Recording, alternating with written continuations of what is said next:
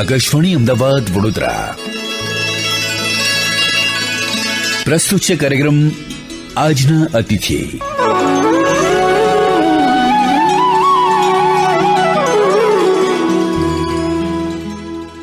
નમસ્કાર મિત્રો, આપનું સ્વાગત.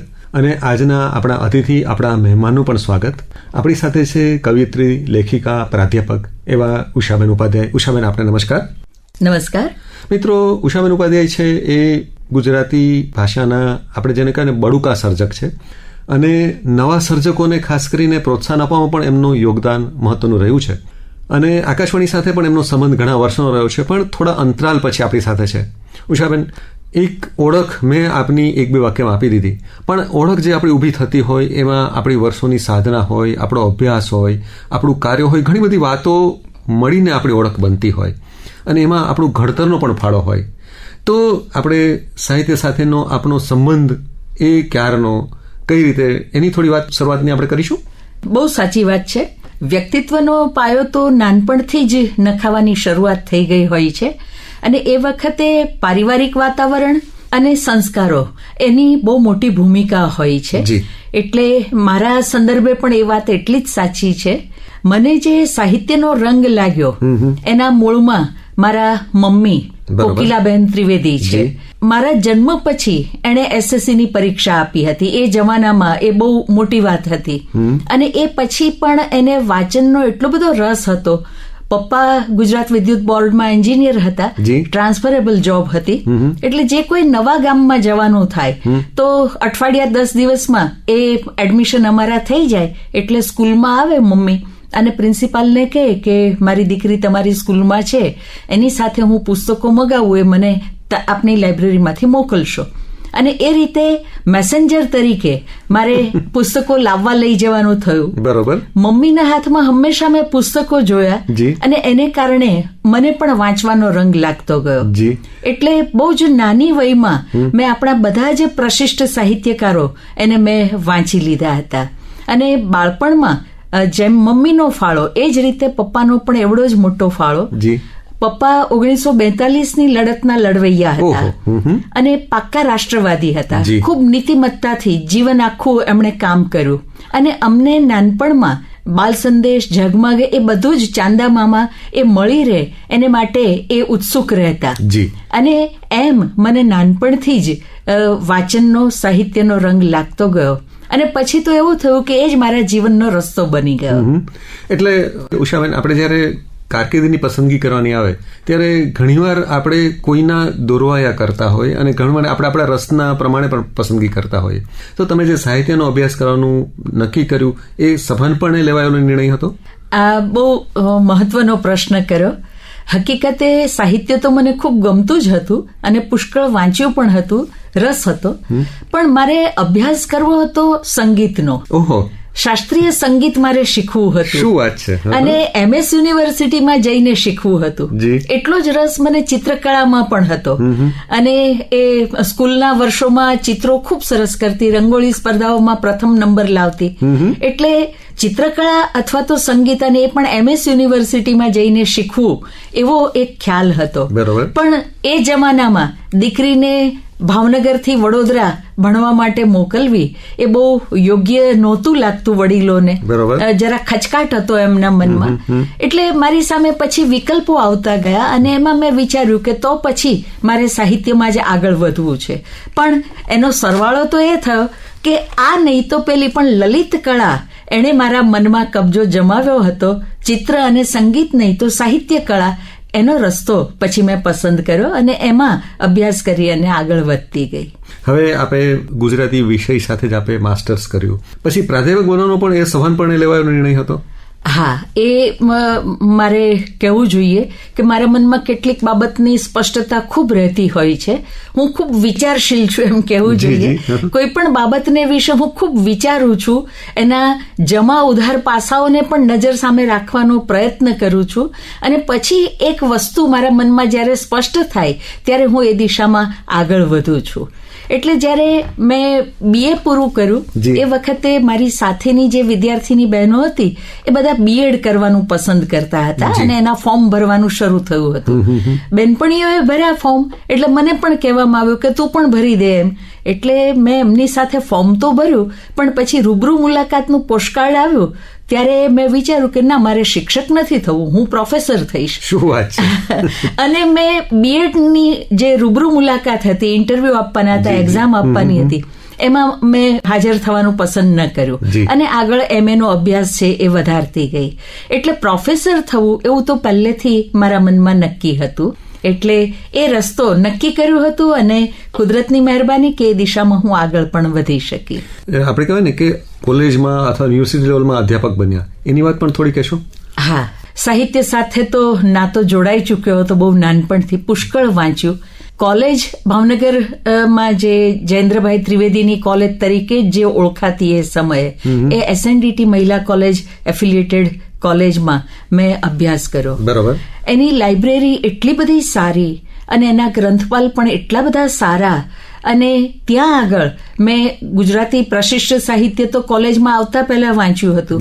તો કોલેજમાં પ્રવેશ લીધા પછી મેં જે સંસ્કૃત સાહિત્યના ગુજરાતી અનુવાદો એ બધા જ મેં વાંચી નાખ્યા અને કવિતામાં પણ વધારે ઊંડાણથી વાંચન મારું વધતું ગયું. અને એ રીતે જે કામ થયું પછી જ્યારે મેં સદનસીબે મને કુદરતે મદદ પણ ખૂબ કરી છે એમ કહેવું જોઈએ. BA અને MA નો અભ્યાસ મારો પૂરો થયો એ જ ગાળામાં પપ્પાની ટ્રાન્સફર છે એ રાજકોટ થઈ અને હું રાજકોટ MA થઈ અને જેવી પહોંચી, PhD તો કરવું હતું મારે, પણ ખ્યાલ એવો હતો કે પહેલા હું લાઇબ્રેરી સાયન્સ કરું અને ગ્રંથપાલની નોકરી લઉં અને પછી આપ કમાઈથી હું PhD નો અભ્યાસ આગળ કરું એ રીતે. અને એ લાઇબ્રેરી સાયન્સ કરવાનું કારણ પણ એવું હતું કે હું જો ગ્રંથપાલ બનું તો મારા હાથમાં કેટલા બધા નવા પુસ્તકો આવે અને હું કેટલું બધું નવું નવું વાંચી શકું. આવો એક મુગ્ધ ખ્યાલ મારા મનમાં હતો. હું યુનિવર્સિટી કેમ્પસમાં ડોક્ટર IR દવે અધ્યક્ષ હતા ગુજરાતી ડિપાર્ટમેન્ટના, એમની પાસે ગઈ. એમણે પૂછ્યું કે તમે MA થયા છો, પર્સન્ટેજ સારા છે, તો લાઇબ્રેરી સાયન્સ કેમ કરવું છે? એટલે મેં મારો આ ખ્યાલ કહ્યો.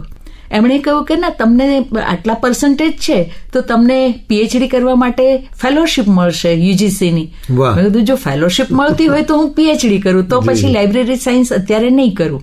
અને એમ મેં PhD કર્યું. શું વાત છે. અને 79માં મેં રજીસ્ટ્રેશન લીધું અને 1982માં મને PhD ની પદવી મળી. અને પછી મારે બાળકો નાના હતા, દીકરો અને દીકરી, વળી એ 10+2 એ જે નવી વ્યવસ્થાઓ આવી હતી એને કારણે સરપ્લસનો બહુ મોટો દોર આખા ગુજરાતમાં ચાલ્યો હતો. એટલે કોઈ નવી જગ્યાની જાહેરાત નહોતી આવતી. 1985માં પલવલ્લી જાહેરાત જુનાગઢની ઘોડાસરા મહિલા કોલેજની આવી. હું એલિજિબલ હતી, અરજી કરી અને મનમાં ખ્યાલ એવો કે સિલેક્શન થાય કે ન થાય, પણ મારો ઇન્ટરવ્યુ તો સારો જ જવો જોઈએ. એટલે પુષ્કળ અગાઉથી વાંચેલું હતું, તેમ છતાં મેં ઇન્ટરવ્યુની ઘણી બધી તૈયારી કરી અને ખૂબ સરસ ઇન્ટરવ્યુ ગયો. અને એ પહેલા જ ઇન્ટરવ્યુમાં મારું સિલેક્શન પણ થઈ ગયું. અને એમ જુનાગઢથી મારી અધ્યાપક તરીકેની કારકિર્દી શરૂ થઈ. તો કેટલા વર્ષ આપ અધ્યાપક રહ્યા? જુનાગઢમાં 1985માં હું જોડાઈ, ત્યાં મેં 5 વર્ષ સેવાઓ આપી. એ પછી 8 વર્ષ મેં ભાવનગર યુનિવર્સિટીમાં જોડાઈ, ડિપાર્ટમેન્ટમાં અને સેવા આપી. 1998માં હું ગુજરાત વિદ્યાપીઠ અમદાવાદમાં જોડાઈ અને 98 થી 2021 સુધી મેં ગુજરાત વિદ્યાપીઠમાં, એટલે લગભગ 32 વર્ષ મેં અધ્યાપક તરીકેની સેવા આપી છે. ઉષાબેન, આ એક બહુ મોટો ગાળો છે. હવે એ ગાળો પરિવર્તનનો પણ સમયગાળો છે એવું આપણે કહી શકીએ. ઘણા બધા પરિવર્તન આપણે જોયા. તો વિદ્યાર્થીઓમાં કોઈ પરિવર્તન આપે, નોંધપાત્ર પરિવર્તન એવું કંઈ જોયું આપે કોઈ? હા, એટલે મારી નિસ્બત વિદ્યાર્થીઓ સાથે ખૂબ ઊંડી રહી છે અને આજે નિવૃત્તિ પછી પણ વિદ્યાર્થીઓ માટે એટલી જ લાગણી અને નિસ્બત રહી છે. વિદ્યાર્થીઓનો પણ સ્વાભાવિક એવો જ પ્રતિભાવ મારે માટેનો રહ્યો છે. એટલે જે પરિવર્તન જોયું એમાં એક વસ્તુ મેં જોઈ કે પહેલા જેને આપણે કહીએ ને કે ટૂંકા ગાળાના એવા ખ્યાલો સાથે, કદાચ ખાસ કરીને જુનાગઢમાં ત્યાં મહિલા કોલેજમાં હતી, તો એ બહેનો છે એમની પાસે મોટા ગોલ નહોતા અને કોઈ મોટા ગોલ રાખે તો સામાજિક પરિવેશ એમને એ મોટા ગોલથી દૂર કરવાનો પ્રયત્ન કરે એવો પણ સમય હતો.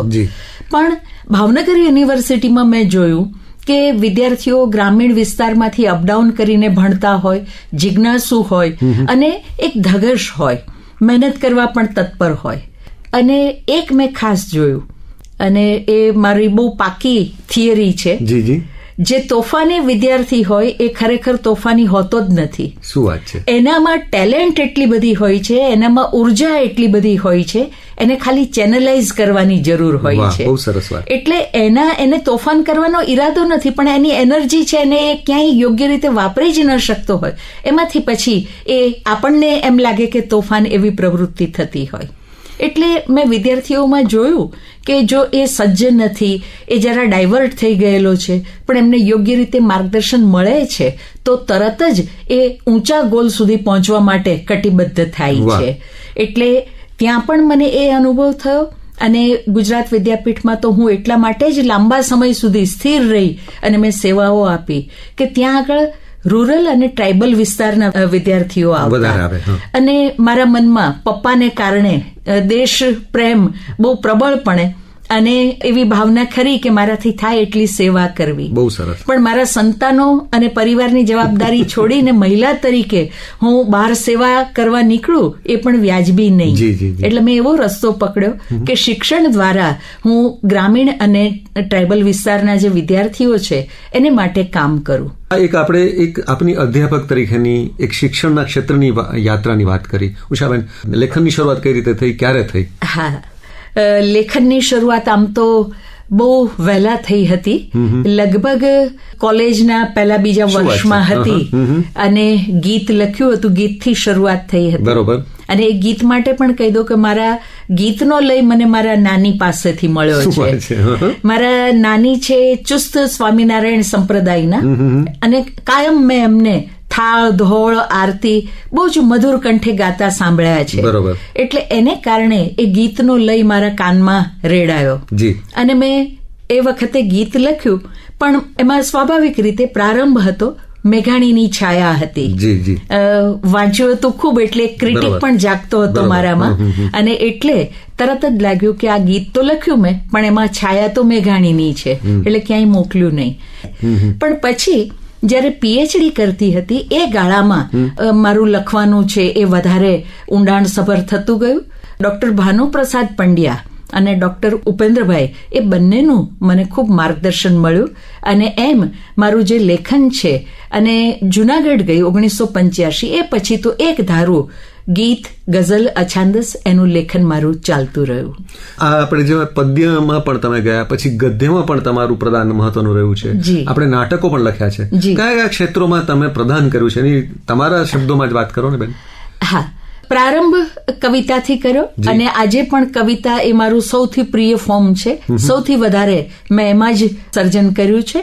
પણ એની સાથે સાથે વાર્તા, હું ભાવનગર હતી એ ગાળામાં, જુનાગઢ હતી ત્યારે પણ થોડું લખ્યું, પણ વધારે ભાવનગર. અને એને માટે હું ગદ્ય પર્વ અને ગીતા નાયક, ભરત નાયક એમને યાદ કરીશ. હું તો ચાલી નામે વાર્તા જે ગદ્ય પર્વમાં પ્રકાશિત થઈ હતી એ દાયકાની શ્રેષ્ઠ વાર્તાઓ પૈકીની એક વાર્તા ગણાય, એટલો એને આવકાર પણ મળ્યો. એટલે ગદ્ય સર્જનમાં વાર્તા, અને એ પછી જે બાળનાટકની વાત કરી તો એ પણ મજાની વાત છે. ખરેખર તો મારે જેને પૂર્ણ ત્રિઅંકી નાટક એ લખવું હતું, પણ એમ થયું કે એની માટે મને રંગભૂમિનો પૂરો ખ્યાલ હોવો જોઈએ. બેકસ્ટેજ કોને કહેવાય, નેપથ્ય કોને કહેવાય, બધો જ ખ્યાલ હોવો જોઈએ, તો હું સારું નાટક લખી શકું. તો નાટકનો રંગભૂમિનો એવો અનુભવ તો કેવી રીતે મળે? અને એટલે મેં 2 બાળ એકાંકીઓ લખ્યા, બાળકો માટેના એકાંકી લખ્યા. અને એ એકાંકી છે એમાં મારો દીકરો, દીકરી, એના મિત્રો, એ દરેકના વ્યક્તિત્વને જોઈને પાત્રો એમને આપ્યા. અને ઇમ્પ્રોવાઇઝેશનથી રોજ હું એક અંક લખું, એક દ્રશ્ય લખું, અને પછી એ ભજવાય, અને પછી પાછી રાત્રે હું આગળનું દ્રશ્ય લખું, એ રીતે. એટલે એકાંકી પણ લખ્યા. એટલું જ નહીં, એનું દિગ્દર્શન મેં કર્યું, અને એના 8 શો ભાવનગરમાં થયા. ખૂબ આવકાર મળ્યો હતો. જયેન્દ્રભાઈ ત્રિવેદીથી માંડી યશવંતભાઈ શુક્લ સુધીના બધાનો જ આવકાર એ એકાંકીઓને મળ્યો હતો. અને ગદ્યમાં નિબંધ લેખન મારી ગમતી પ્રવૃત્તિ છે, પણ હું એટલા બધા કામોમાં વહેંચાયેલી છું એટલે જેટલું ધારું છું એટલું નિબંધમાં હજુ લખ્યું નથી. પણ હિમાલયનો પ્રવાસ કર્યો એનો નિબંધ અને બીજા પણ નિબંધો, લલિત નિબંધ, એ નિબંધની અંદર પણ મારું યોગદાન રહ્યું. વિવેચન અને સંશોધન એ પણ એટલી જ ગમતી પ્રવૃત્તિ. વર્ષો પહેલા મારો જયારે પહેલો વિવેચન સંગ્રહ આવ્યો એની પ્રસ્તાવનામાં મેં લખ્યું હતું કે શબ્દના અર્થને પામવા માટે જે મથામણ થાય અને જે આલોક પ્રગટે, અર્થ પ્રાપ્તિનો જે આલોક પ્રગટે, એ મને સતત નવું વાંચવા અને એને વિશે લખવા પ્રેરે છે. એટલે વિવેચનમાં પણ મારું કામ રહ્યું અને સંશોધન પણ.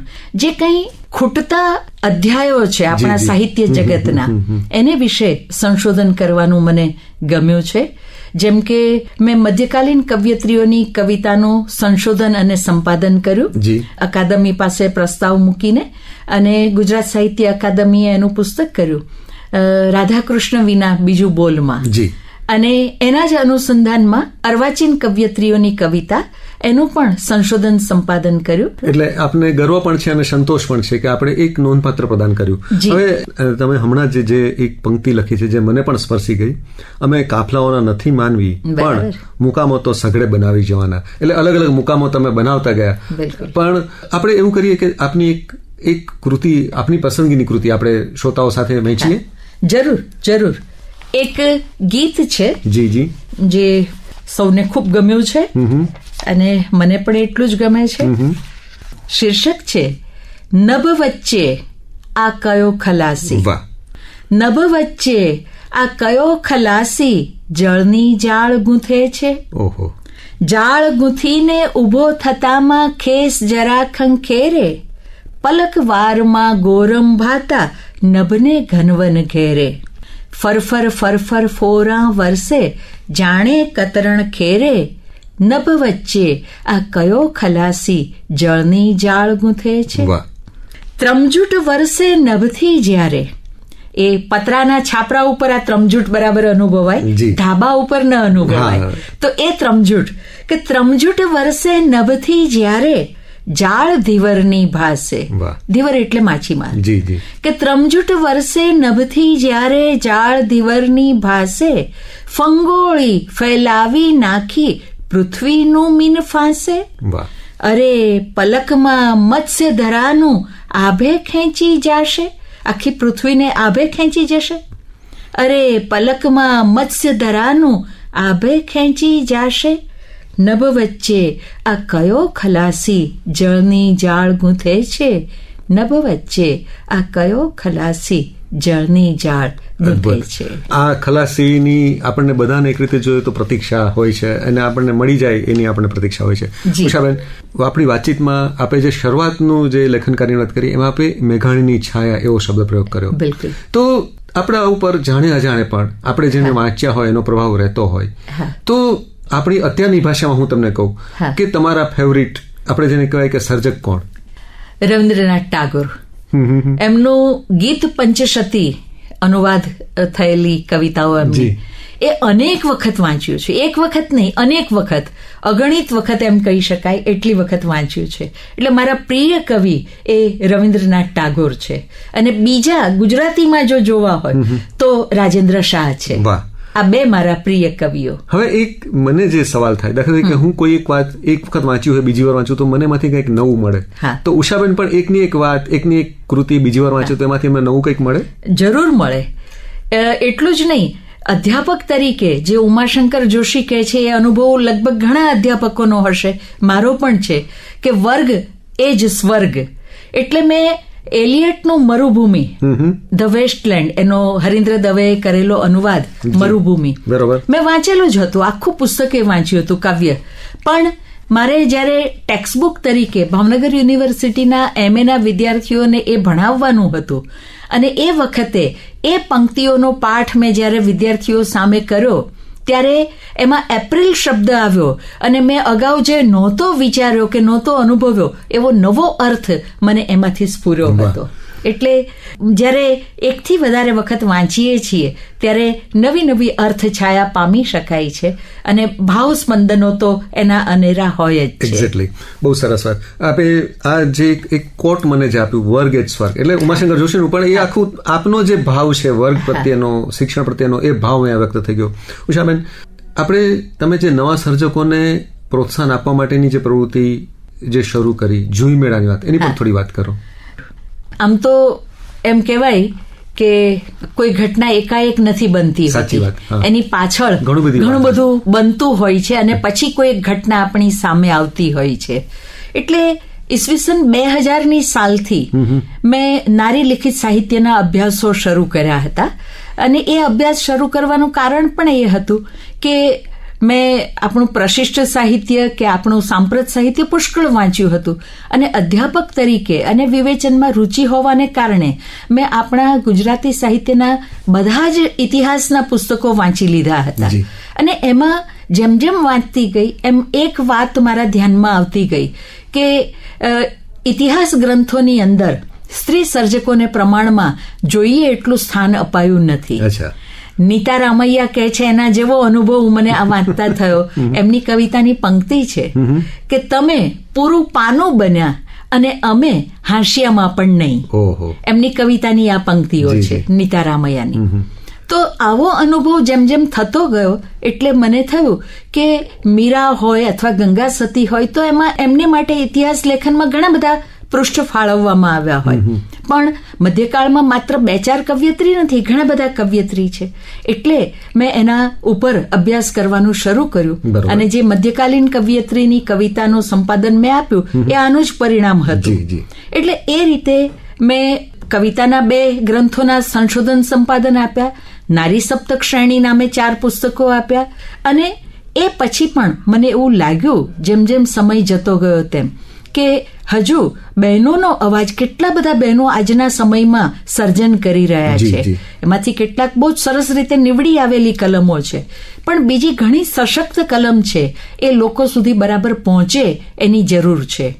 અને સ્વાભાવિક રીતે મારા શિક્ષણ, સ્વાધ્યાય, અધ્યાપન અને સર્જન આ બધાને કારણે હું અનેક સંસ્થાઓ સાથે સંકળાયેલી હતી. અને મારો અનુભવ જાત અનુભવ એ હતો કે કોઈ કાર્યક્રમનું આયોજન વિચારાય તો બધું આયોજન થઈ જાય કે આટલી બેઠકો રહેશે, અતિથિ વિશેષ આ રહેશે, બીજ વક્તા આ રહેશે, સેશનના અધ્યક્ષ આ રહેશે, વક્તાઓ આ રહેશે. પછી એકાએક કોઈને યાદ આવે કે અરે આમાં 1-2 બહેનો હોય તો સારું લાગે, 1-2 બહેનોને પણ મૂકવા જોઈએ. છેલ્લે મૂકી દે. અને આવું હું સાંભળું. હું વિવાદની માણસ નથી, હું ક્યારેય વિવાદ નથી કરતી, હું કામ કરી જાણું, નક્કર કામ કરી અને સમાજની સામે મૂકવામાં માનું. એટલે હું ક્યાંય વિવાદો ન કરું. પણ આ બધું મેં જે જોયું હતું એમાંથી મને એવું લાગ્યું કે સ્ત્રી સર્જકો માટે, સ્ત્રી કલાકારો માટે એક ફૂલફ્લેજ મંચ હોવો જોઈએ કે જ્યાં એ મુક્તપણે પૂરેપૂરી પોતાની સર્જનશીલતા છે એને વ્યક્ત કરી શકે. અને 2018માં હીરાબેન પાઠકની જન્મ શતાબ્દીનું વર્ષ 2017માં આવ્યું અને આખું વર્ષ પસાર થઈ ગયું.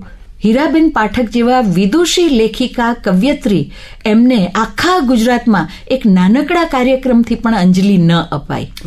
આ વાતે મને બહુ મોટો ધક્કો પહોંચાડ્યો અને એમ થયું કે આ તો ન ચાલે. અને એ ધક્કો જે મને વાગ્યો એમાંથી, અને પેલો આગળની ઘટનાઓ તો હતી જ બધી, વાંચન, સ્વાધ્યાય, સંપાદનો, એટલે એમાંથી વિચાર સ્ફુર્યો કે ફૂલફ્લેજ મંચ છે એ હવે હોવો જોઈએ. અને એમાંથી જુઈ મેળો છે એની પરિકલ્પના જન્મી કે જેમાં ભારતીય લેખિકાઓ અને ભારતીય સ્ત્રી કલાકારો એમની કળાની અભિવ્યક્તિનું એક સમન્વિત મંચ હોય અને એને નામ આપ્યું જુઈ મેળો. બહુ જ સરસ. નામ જ આપણને એક અલગ ભાવ જગતમાં લઈ જાય છે. અને જુઈ મેળો લઈને આપ નવા સર્જકો સાથે આપ કેટલું બધું અલગ અલગ કલકત્તા સુધી પણ આપ જઈ આવ્યા. તો નવા સર્જકો સાથેનો આપણો અનુભવ કેવો રહ્યો છે? ખૂબ સારો.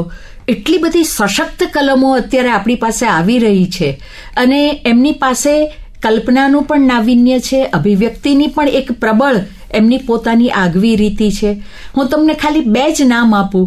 વડોદરામાં રીનલ પટેલ છે, એટલી સારી ગઝલકાર છે, એટલી જ સારી એ ચિત્રકાર પણ છે. અને કલકત્તામાં અમે જે જુઈ મેળો કર્યો 3 દિવસનો જુઈ મેળો, જી, જી. અને એમાં એણે ગઝલ પાઠ તો કર્યો જ, પણ સાથે સાથે એના ચિત્રોનું પહેલું જાહેર પ્રદર્શન એ અમે ત્યાં કલકત્તામાં ગોઠવ્યું વાહ, હતું. વાહ. એ ખૂબ સારા ચિત્રો કરે છે અને જેને આપણે કહીએ પોર્ટ્રેટ એ તૈયાર કરે છે, સર્જકોના પોર્ટ્રેટ જી, કર્યા જી. છે, અને એનું એક્ઝિબિશન અમે ત્યાં કર્યું હતું. એવી બીજી સશક્ત કલમ, હજુ એનું પુસ્તક નથી થયું, છૂટું છવાયું આવ્યું છે, પણ ગૌરી શાહ એક એવા લેખિકા છે કે હાસ્ય નિબંધમાં એની પાસે જે ફ્લેર છે એ એકદમ જીનિયસ જેને કહેવાય એવી વાહ, ફ્લેરથી વાહ. એ હાસ્ય નિબંધો લખે છે. ગુજરાતમાં અમે હાસ્ય લેખકો ઓછા છે, અને રતિલાલ બોરીસાગર હોય કે જગદીશ ત્રિવેદી હોય, એના પછી જો આપણે જોવું હોય તો બહુ નવી કલમો જોવા મળતી જી, નથી. જી. પણ એમાં આ ગૌરી શાહ એક નવી કલમ એવી છે કે એ હાસ્ય નિબંધના ક્ષેત્રે ખરેખર બહુ સરસ રીતે કામ કરે છે, અને ભવિષ્યમાં આપણે એને ગૌરવથી યાદ કરીએ એવી સબળ અભિવ્યક્તિ એના નિબંધોમાં રહી છે. એટલે બળુકી કલમ છે એવું આપણે બળુકી કલમ છે, અને એવી કલમને જુઈમેળાનો મંચ મળે છે એનો મને આનંદ છે. હા, તમે એક નિમિત્ત બનો છો, પણ બિલકુલ. ઘણા બધા લોકોને સાથે લાવવામાં, એમને મઠારવામાં તમે નિમિત્ત બનો છો. હા. ઉષાબેન, આપણી પાસે સમય ઓછો છે.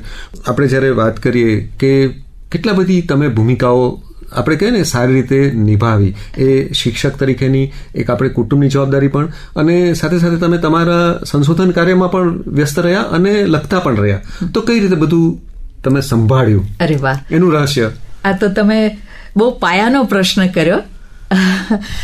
એમાં એવું છે કે 1985માં હું પ્રોફેસર થઈ, એ પહેલા 1982માં તો હું ડોક્ટરેટની ડિગ્રી મેળવી ચૂકી જી, જી, હતી. એટલે આમ જોવા જઈએ તો પીએચડી થઈ ગઈ હતી, એટલે શિક્ષણની ટોચ ઉપર પહોંચી જી, હતી, જી. અને ફૂલ ટાઈમ કાયમી અધ્યાપક થઈ. એટલે આમ જોવા જઈએ તો હવે તો કાંઈ કરવાનું બાકી ન રહે. બરોબર. પણ નવું કશું વંચાય નહીં, કશું લખાય નહીં તો કેમ ગમે? એટલે મનમાં સતત એમ થાય, હવે મારા 2 બાળકો એ વખતે નાના, 4 વર્ષના 6 વર્ષના એવા નાના બાળકો, મારી સવારની કોલેજ, એની જોબ, 2 વર્ષ કોલેજમાં જોબ કરી, ત્યાં ધોરાજી, અને પછી 2-3 મહિના પછી કેશોદ. ત્યાંના જે પ્રિન્સિપાલ અને સિનિયર અધ્યાપકો એ વારાફરતી મારી પાસે આવ્યા કે અમારી કોલેજમાં ગુજરાતીનું MA નું સેન્ટર શરૂ કરવું છે, પણ અમે એક જ છીએ, એ 2 ટીચર હોય, પ્રોફેસર હોય તો માન્યતા મળે, તમે આવો. એટલે અપડાઉન કરી 3 દિવસ ધોરાજી MA ના ક્લાસ લેવા શું જાઉં, વાત છે? 3 દિવસ કેશોદ જાઉં. તો મને મારું લખવા વાંચવાનો સમય ન મળે.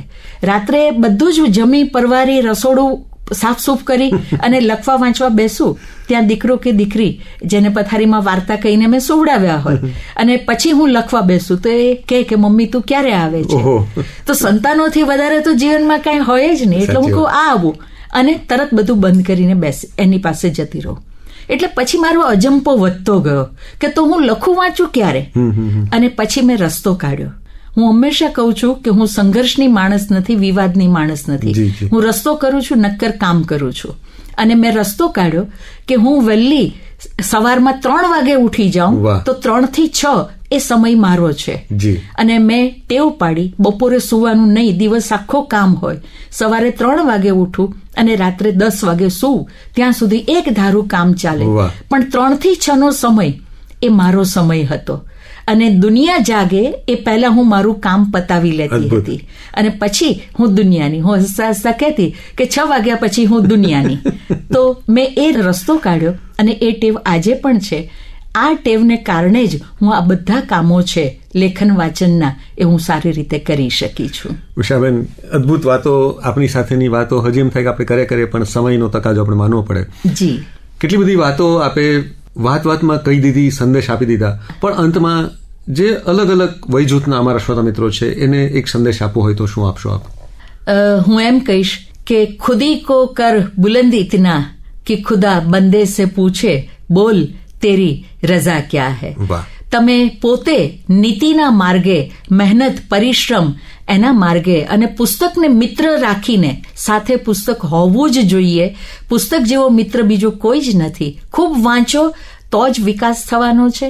અને ટેકનોલોજીના આ યુગમાં તો બધું જ અવેલેબલ છે, એમાંથી શ્રેષ્ઠ જે કંઈ વાંચન છે એને તમે વાંચો. ખૂબ વાંચશો તો આપોઆપ તમારી ચેતના છે વિકસશે, અને તમારા વિકાસના દરવાજાઓ તો એની મેળે ખુલવાના છે. અદ્ભુત. તો ઉષાબેન, આપ જે કાર્ય કરી રહ્યા છો એ માટે આપને અઢળક શુભેચ્છાઓ, અને ફરીવાર કોઈ નવી વાત સાથે આપણે મળીએ એ આશા સાથે આપને વંદન. આભાર આપનો, ખૂબ ખૂબ આભાર. જી નમસ્કાર. હમણાં જ આપ સાંભળી રહ્યા હતા કાર્યક્રમ આજના અતિથિ. પ્રસારણ આકાશવાણીના અમદાવાદ વડોદરા કેન્દ્ર પરથી કરવામાં આવ્યું.